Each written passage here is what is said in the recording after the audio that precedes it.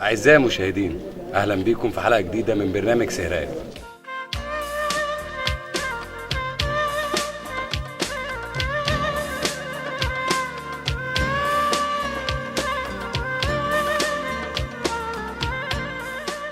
النهارده معانا لقاء مع شباب من شباب عنيبة، محمد عبد الله من قرية عنيبة، محمد علي بشير من قرية عنيبة. أهلا بكم يا شباب. اهلا وسهلا طيبين. نحب برضو نتكلم شوية كده في ونسة نوبية عن دور الشباب في القرية، وايه اللي هم بيعملوه مثلا في المناسبات والافراح والكلام من ده.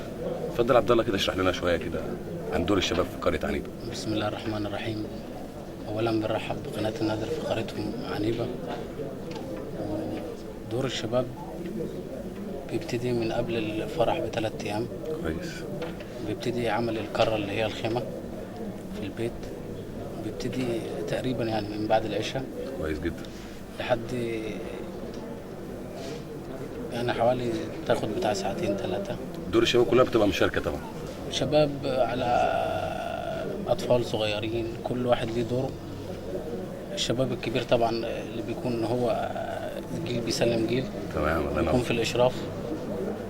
والشباب الصغير طبعا بيبتدي الحفر، بعد كده بيبتدي يركب العروق بتاعته في الأرض.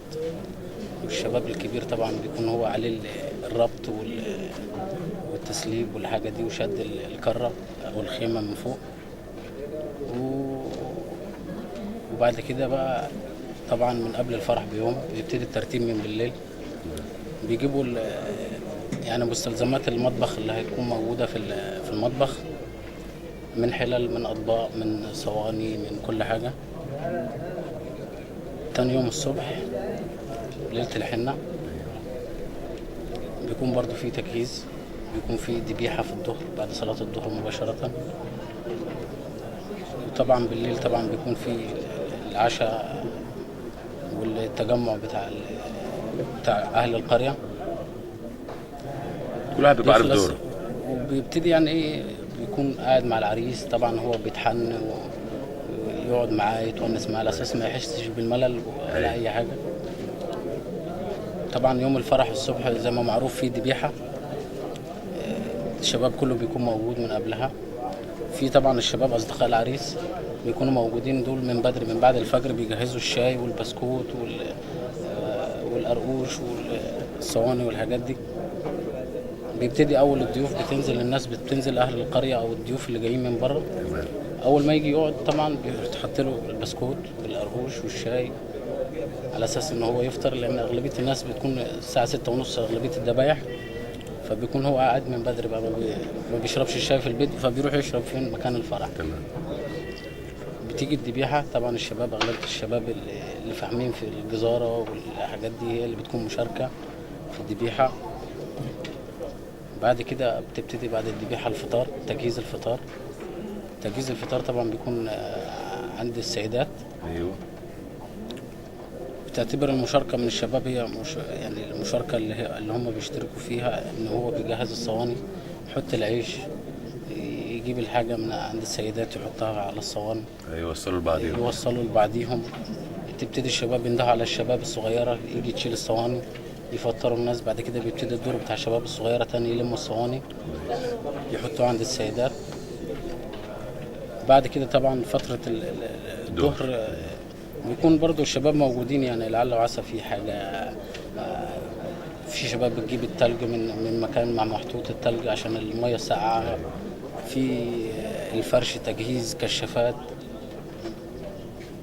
بالليل بقى بتبتدي بقى الفرش ويظبطوا الشاي. في شباب بتمسك مكان الشاي، في شباب بتقف في المطبخ تظبط المسارات مثلا بتاع الصواني رايحه فين جايه منين، حط هنا حط هنا، مع اشراف يعني الناس الكبيره اللي موجوده في البلد. وبعد العشاء بيبتدي عقد القران في القريه.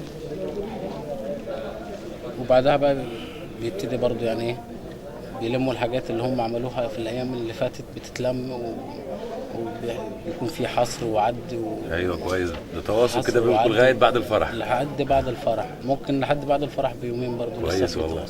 تمام. طب حماده، هنحب نتكلم شويه عن الوظائف في البلد والشغل والعمل. إيه نتكلم عن كل المراحل، مثلا مرحله اللي هي فوق ال20 لحد مثلا اللي هو سن العمل يعني. عاوزين نتكلم شويه عن العمل، هل متوفر في القريه، متوفر في اسوان، ولا انت شايف دور الشباب يعني برضو محتاجين حاجات من دي؟ بسم الله الرحمن الرحيم. اولا برحب بحضراتكم في النادر في بلادهم. اما بالنسبه للعمل فهي يعني يمكن نسبه العمل خاصه في مركز نصر النوبه هي محصوره في 3 اشياء، هي مهنه حرفيه تمام، او وظيفه او زراعه. ما بتطلعش اكتر من كده، هي ال3 وظائف المتاحه عندنا. طبعا مركز نصر النوبه عامه ما فيهوش ولا مصنع او شركه حكوميه للاسف، يعني مش عارف ده مقصود من الحكومه او تمام، معرفش. يعني هي ده ال3 حاجات بس اللي متوفره لينا احنا كنوبيين. يعني اعتقد يعني حتى هي المعامله مخصوصه للنوبيين فقط مش اكتر. يعني احنا حتى لو رحنا كومومبو او اي مركز ثاني ادفو او اي حته تلاقي في مصانع، في كومومبو مصنع سكر، في مصنع للخشب، أيوة. في مصنع للورق، في وظائف متاحه ليهم هم. لكن هنا كابناء النوبه للاسف ما فيش اي وظائف هنا غير يا مهنه حرفيه او وظيفه او زراعه. 3 اشياء دول لا يسمن ولا يغني من جوع حاليا. عشان كده الشباب بتاعنا كلهم بيروحوا لبره للأسف القاهره يعني او خارج مصر عموما، حتى صح؟ خارج مصر. يعني حتى القاهره يعني للاسف الشديد يعني حتى احنا كنوبيين ايوه في دوله مصر احنا متغربين، لاننا احنا بنتعامل في الوطن ده بعنصريه او كغرب، مش ابناء بلد، في حين ان احنا اصل البلد. تمام. لكن للاسف الشديد احنا بنتعامل داخل جمهوريه مصر العربيه مش ابناء بلد. طب بالنسبه اللي انت محمد خرجت بره مصر، انت حابب يعني انت عاوز توصل رساله، اكيد شفت حاجه بعينك هناك وده سبب فعلا. عودتك للنوبه تاني. انت ايه اللي شفته هناك في مثلا خارج مصر؟ اللي شفته هناك الفرق، مفيش فرق ما بين كله بيتعامل بالقانون، كله سواسيه، مفيش ما بين فرق ما بين ده ابيض او اسمر، كويس نوبي جدا. او صعيدي او ده اهراوي. مفيش اي فرق التعامل حتى مع القانون هناك، كله تحت كله القانون. سواسية. كله أيوة. سواسيه، مفيش اي فرق ما بين ده او ده مواطن درجه اولى او مواطن درجه ثانيه. لكن احنا عندنا في مصر في فرز للمواطن، فرز درجه اولى، فرز درجه ثانيه، وفي فرز درجه ثالثه. تمام. للاسف يعني ده اللي حاصل في مصر. وانت يعني انت ما لقيتش الشغل هنا طبعا، طلعت بره فعلا. ورجعت تاني. ورجعت يعني تاني. اتوجدت وظيفه هنا تاني بعد ما رجعت ولا لا؟ لا برضه يعني حتى برضه في معاناه. يعني انا بقى لي اكتر حوالي سنه مفيش وظيفه يعني اللي ممكن تعتمد عليها انك انت كمواطن ايوه تعتمد عليها كوظيفه. تمام. للاسف يعني احنا اكيد انت معاك مهنه طبعا ماشي نفسك بيها. اكيد انا شغال مثلا حاليا في مطعم وبحاول اشتغل بغطي غرضي، لكن كوظيفه مفيش وظيفه او مهنه ان هي مهنه ادميه ليك او كراتب ان هو يعيشك كانسان. لكن للاسف انت عندنا هنا مفيش اي وظيفه. تمام. عبد الله برضو ممكن تكلمنا عن حته العمل هنا برضو، انت شايف برضو انت خارج منطقه نصر النوبه صح؟ فايه العمل انت شايفه ازاي يعني لائق بالعمل معاك، مناسب لمعيشتك المستقبليه؟ اكيد انت برضو هتجهز طبعا، عاوز تتجوز وتعمل وتفتح بيت. انت شايف العمل في النوبه مناسب؟ هو بالنسبه للعمل في النوبه مفيش عمل يعتبر. العمل كله خارج النوبه. كويس. انا شغال حاليا في مشروع توشكا. ايوه. واغلبيه اللي انا شفته في مشروع توشكا ان اغلبيه اليد العامله اللي شغاله في مشروع توشكا كفر الشيخ، كمان الشرقيه، المنصوره. مع ان المشروع توشكا ده موجود في الاراضي، يعني الاراضي النوبية. بتاعتنا. أيوة. الاراضي النوبيه. واحنا عندنا يعني في بطاله جامده قوي. مش عارف يعني الحكومه هي اصلا مش عايزه تشغل الشباب النوبي، ولا هم معتبرين ان احنا من منطقه تانية، ولا مش من الجمهوريه اساسا. لا المشكله انت عندك بطاله وعندك مزارعين. في بطاله وفي مزارعين وفي مهندسين. أيوة. وفي كوادر كبيره موجوده يعني. سالت سؤال لواحد من كفر الشيخ، قلت له لو المشروع توشكا ده عندك انت هتعمل ايه؟ قال لي مش هشغل حد من بره الحدود بتاعت البلد بتاعتنا، منطقته هو بس. منطقته هو بس. تمام. يعني السؤال بصراحه اثر فيا يعني اكيد بجد. ارضي وهم جايين يشتغلوا فيها. ارضي وجاي يشتغل عندي، وهو يجي يقول لي مش هدخل حد. مش هدخل حد عندي في البلد. تمام. يعني معرفش هو ضعف مننا ولا هي الحكومه مستقويه علينا.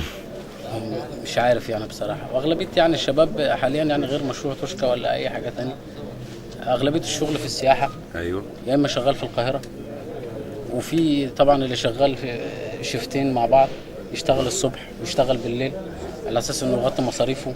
وان هو مثلا واحد خاطب عايز يجهز بيته، عايز يجهز شقته، عايز يعمل، عايز يبني، فبيدوس على نفسه. تمام. وبيدوس على نفسه يعني بيأخر معاك سن الزواج. اكيد. تفضل انت شغال مثلا من انت وعندك 20 سنه مثلا لحد فوق ال 30 او ممكن توصل لل 40 لحد ما تتجوز. تمام. اللي شغال في السياحه طبعا بيكون مقتصر يعني على موسم. ممكن موسم معين يشتغل، ممكن يجي يقعد هنا 4 شهور لحد ما الموسم يرجع تاني. ايوه. فبيأثر برضه في عمر الزواج عندنا في شباب القرية. حلو. فبتلاقي ايه اغلبيه سن الزواج مرتفع عندنا، تلاقي في ال 35 مشكله برضه في ال 40. طب بما انك فتحت حته الجواز، انت شايف ايه اللي يناسب مرحله، شايفين انتوا الاثنين برضو اللي هو يناسب مرحله الجواز هنا في النوبه عموما؟ لان احنا فعلا بنشوف فعلا مرحله 35 لغايه ممكن توصل 40. طب احنا ايه اللي ممكن يحل مشكله الجواز غير العمل؟ يعني مثلا اكيد العمل هنشوف عمل كويس ونتكلم برضو، نحاول نوصل رساله للمجتمع المصري كله ان مفيش وظائف للنوبه. طب ايه اللي لو وجدنا الحاجه دي ايه اللي يتم عشان نحل مشكله الجواز المتاخر ده شويه؟ مثلا جواز جماعي، جواز كده. هي مش المشكله مش الجواز الجماعي، لكن هي اولا في العمل. لان انت مصاريف الجواز ده محتاج مصاريف، المصاريف دي محتاجه من عمل. ايوه. انت مش متاح ليك عمل.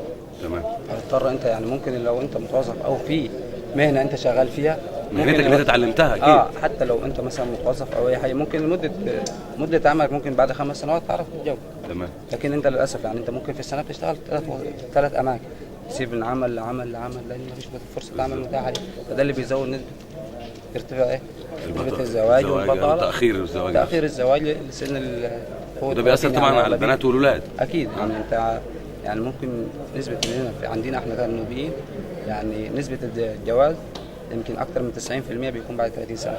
من الاثنين؟ من الاثنين. يعني ممكن البنات ممكن اقل شويه، لكن الشباب ممكن يكون بعد 30 سنه. تمام. يعني 90% من الشباب بيتجوزوا بعد 30 سنه. لان ما فيش فرصه عمل متاحه للاسف. يعني انت لا في فرصه عمل متاحه، يعني مش عارف يعني ممكن هي يعني، بس انا على اعتقادي وانا شيء مؤمن بيها، لان هو اهمال من الحكومه للنوبيين. ايوه اكيد. لان لا في انت عندك كنوبيين لا في صحه كويسه، لا في تعليم كويس، لا في نفقات عامه، ولا في عمل.